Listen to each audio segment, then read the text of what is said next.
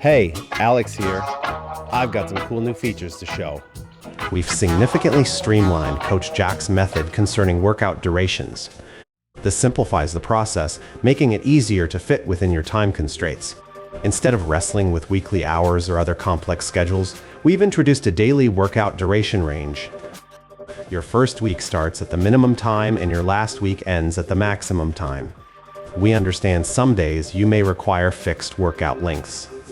The ideal plan is to provide range, so each week increases in duration. This way, by the last week, you'll be doing a bigger volume than the start. As your plan progresses, so will your fitness and performance. Most good coaches suggest volume progression as a fundamental way to increase performance. This strategy is key to fostering adaptations without too much intensity. We hope this update makes plan creation simpler, faster, as well as work better for your needs. Go to TrainerDay to try it out. That's all the awesome stuff for now. See you next month.